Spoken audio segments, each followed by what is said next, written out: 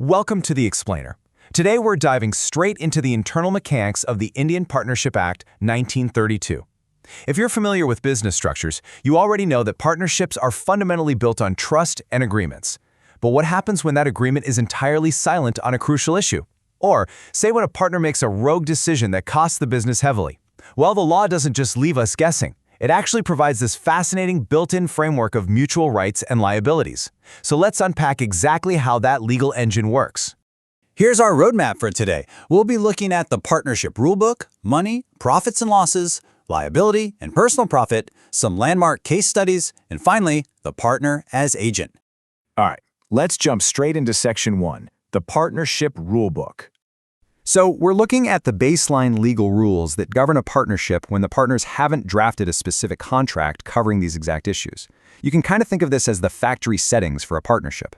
These rules make up the bedrock of Section 13 of the Act. But before we break them down, I want you to mentally highlight one absolutely crucial phrase: subject to the contract between the partners. Basically, if you and your partners write down different rules, your rules win. But if you don't, these default settings kick right in. First up, a partner is not entitled to receive remuneration, like a salary, for running the business. Second, partners share equally in the profits earned. And flip side, they contribute equally to the losses sustained. Even if you put in 10 times more capital than your partner, without a written agreement saying otherwise, profits and losses are split right down the middle. Third, if you are entitled to interest on your capital, it can only be paid out of actual profits. Next, if you make an advance or a loan beyond your agreed capital, you do get interest on that. The firm also has to indemnify or reimburse a partner for payments made in the ordinary conduct of business. And finally, if a partner causes a loss through willful neglect, they've got to pay the firm back. Moving on to Section 2, money, profits, and losses. Let's shift our focus specifically to the rules of money, because it's super important to understand how the law handles the difference between your standard capital and any extra loans you make to the business. What's really fascinating here is how the law draws a rigid boundary between a partner's base capital and extra cash pumped in later. Say you put in capital to launch the business, and you expect interest on that money. Well, Section 13 dictates you only get that interest if the firm actually turns a profit. No profit, no interest. But in advance, money you give beyond your agreed capital is a totally different ballgame. It's not treated as an increase in your capital, it's treated as a loan to the firm. And because it's a loan, you are entitled to interest on it regardless of whether the firm is making a profit or taking a massive loss. And what's the exact rate of that interest if you haven't agreed on one beforehand? 6%. That's your magic number. If a partner steps up and makes an advance beyond their agreed capital for the business, a 6% per annum interest rate is their absolute default statutory entitlement. Next up, Section 4, Landmark Case Studies. Now, it's one thing to read the statutes, right? But it's way more interesting to see how these money rules hold up in actual court decisions. Like, how did judges interpret these boundaries when partners inevitably butt heads? Well, take a look at this. The landmark case of Bagachand v. Kalaram cements the exact rule we just talked about. Back in 1966, the court ruled that without a specific stipulation in the partnership agreement saying interest on investments must be paid regardless of profit or loss, Section 13 comes into full effect.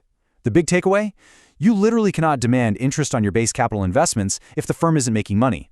The law specifically protects a struggling firm from being bled dry by its own partner's capital interest claims. But hey, there are always exceptions, right? The Chandrika Prasad Ram Swarup case is a perfect reminder that custom trade rates or specific agreements can totally override those default rules. For example, an agreement to pay a different rate of interest on an advance can actually be inferred if it's just the custom of that particular trade, or even if it's been consistently charged and allowed in the firm's own accounting books. This specific case even noted that compound interest can be allowed provided there's an express or implied agreement to back it up. Let's dive into Section 3, liability and personal profit. Okay, so we've talked about money coming in, but what about when a partner makes a catastrophic mistake, or worse, tries to secretly skim off the top? Just imagine this hypothetical for a second. A partner completely ignores standard safety protocols, or forgets to ensure a massive shipment despite it being their specific job, and it results in a huge financial hit to the partnership. Who actually pays for that? Does the firm just have to absorb it as the cost of doing business? The answer is a massive no. The Banwari Lal case from 1940 delivers the legal punchline perfectly. If a partner is guilty of willful negligence in conducting the business, the financial burden falls squarely on them. No shared blame. They must indemnify, meaning financially compensate, the firm for that specific loss. And the kicker? They absolutely cannot turn around and ask their co-partners to share that burden. Willful neglect completely breaks the shield of shared liability. Now, let's flip the script because the law is actually very balanced here. Under Section 13, the firm is legally obligated to protect and reimburse a partner under two specific conditions. First, if the partner incurs a liability during the ordinary and proper conduct of the business. Second, and this is super interesting, if they act in an emergency to protect the firm from loss. Now, the standard here is that they must act exactly as a person of ordinary prudence would act in their own case under similar circumstances. If you have to make a tough, split-second financial call to save the business, and it was a genuinely reasonable choice, the firm has your back. And this perfectly transitions into the strict legal boundaries placed on partners by Sections 16 and 17. Under Section 16, if a partner secretly uses the firm's property, its name, or its business connections to make a personal profit, there is no keeping it. They must account for it and pay it right back to the firm. It goes even further. If a partner runs a competing business of the same nature, every single cent of profit from that side hustle belongs to the firm. The law essentially demands total loyalty. Meanwhile, Section 17 is all about maintaining stability. If the firm is reconstituted, like if a new partner joins, or if a firm created for a fixed term just keeps operating after that term expires, the mutual rights and duties of the partners remain exactly the same as they were before. No sudden rule changes just because the timeline or roster shifted. Finally, let's look at Section 5, the partner as agent. This is arguably the most defining characteristic of the entire partnership structure. Section 18 lays it out in one very clear, very powerful sentence. A partner is the agent of the firm for the purpose of the business of the firm. You know, in a standard corporation, shareholders aren't automatically agents who can bind the company. But in a partnership, there is mutual agency. Every single partner represents every other partner. However, you've got to notice that crucial limiting phrase, for the purpose of the business. If a partner running a bakery signs a contract to buy a ton of flour, they bind the whole firm. But if they sign a contract to buy a fleet of sports cars, completely unrelated to baking, they step way outside that agency and the firm isn't on the hook. The Indian Partnership Act, 1932, can kind of feel like a dense, impenetrable maze of legalese. But what if we could take all of that complex statutory language and transform it into a clear, logical roadmap? Well, that's exactly what we're going to do today. My goal here is to completely demystify the rights and liabilities of partners, turning abstract concepts into concrete, memorable rules that you can easily recall on exam day. We're essentially going to map out the legal DNA of a business partnership. Think of this explainer as your definitive mental filing cabinet. Here is our agenda for today.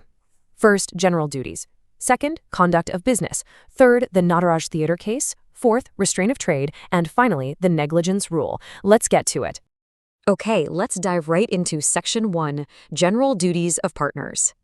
We're kicking things off with Section 9 of the Act, which really establishes the 4 core boundaries of a partner's behavior.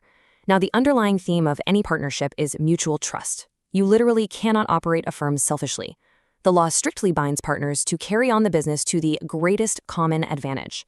You've got to be just and faithful. You absolutely must render true accounts, so no secret ledgers or hidden side profits allowed. And crucially, if you commit fraud in the conduct of the business, you and only you must indemnify the firm for that loss. You can't just pass the burden of your deceit onto your partners. Remember, these aren't just polite suggestions. They are strict legal duties. Moving right along to Section 2, Conduct of Business Rules. So, we're transitioning now from those abstract duties into the daily, contractual realities of running a business under Sections 11 and 12. To understand daily operations, we first have to translate a little bit of legalese from Section 11, subsection 1. The law says that mutual rights and duties can be determined by a contract, and that contract can be expressed, meaning formally written down or spoken, or it can be implied by a course of dealing. Now, what does that actually mean in the real world? It means your daily habits can become legally binding rules. Say, for the last 3 years, Partner A has always handled the bank deposits without any pushback from Partner B. Well, that consistent, ongoing behavior establishes a mutual right and duty, even if they never formally wrote it into the original partnership deed. The law actually recognizes the reality of how you do business. And that brings us perfectly to Section 12, which dictates dispute resolution and daily management.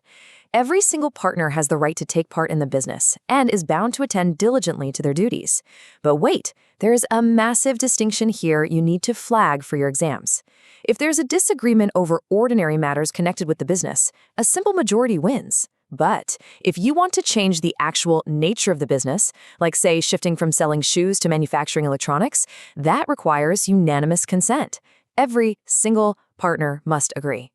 Also, notice that the absolute right to access, inspect, and copy the firm's books doesn't just apply to the partners. In the tragic event of a death, this right extends to their heirs and legal representatives. Transparency doesn't just die with a partner. Which leads us to Section 3. Let's look at a case study, Natarash Theater. So, how do all those rules actually hold up when partners go to war with each other? Picture this conflict for a second. If you're a recognized partner in a firm, under Section 12, you have a statutory right to participate in the business, right? But what if the other partners sue you and ask a judge to ban you from the premises? Can a court legally strip you of that right? Think about what we just discussed regarding mutual agreements before we reveal the holding. And this brilliantly illustrates the supreme power of the partnership agreement. In the case of Rajnikanth Hasmaklal Golwala versus Nataraj Theater, the court made it abundantly clear. The right to participate cannot be fettered or restricted by any court unless the partners themselves originally agreed to such a restriction in their own contract. Basically, the courts are not going to step in and rewrite your partnership agreement just to save you from a partner you suddenly dislike. Oh, and as a quick side note to tie our concepts together, remember that under Section 29, if a partner transfers their interest to a third party, that third party only gets a share of the profits. They explicitly do not get this Section 12 right to interfere in the business. All right, Section 4, Restraint of Trade Agreements. We've talked a lot about what happens inside the business, so now let's explore the boundaries outside of it. Normally, under the Indian Contract Act, agreements restraining trade are totally void. But the Partnership Act creates some very specific exceptions based on the timeline. Check this out. During the partnership under Section 11, subsection 2, you can absolutely restrict a partner from carrying on any other business whatsoever. You want their full attention, right? But then look at the next three scenarios. When a partner ceases to be a member, when the firm dissolves, or when the firm's goodwill is sold. In these later stages, Sections 36, 54, and 55 say you can only restrain them from carrying on a similar business. You can't stop them from making a living entirely, just from directly competing with the firm they just left. But there is a huge condition attached to all of those exceptions. So the crucial point is, the restriction must be reasonable. This is your anchor word for the exam right here. Reasonable. You can't just ban an outgoing partner from opening a similar business anywhere in the world for the rest of their life. That would get struck down instantly. The specified time period, say 2 years, and the local limits, like within a 10-mile radius, must be deemed objectively reasonable by a court. The goal is to protect the firm, for sure, but without unfairly enslaving the former partner. And that brings us to Section 5, our final case study, the negligence rule. Let's build a little narrative tension here with a highly relatable legal dilemma. Imagine you're a partner, and you just make a terrible business decision. It wasn't fraud, it wasn't malicious, you were just careless or maybe a bit clumsy, and it ended up costing the firm thousands. Are you personally liable to open your own wallet and reimburse the firm for your negligence?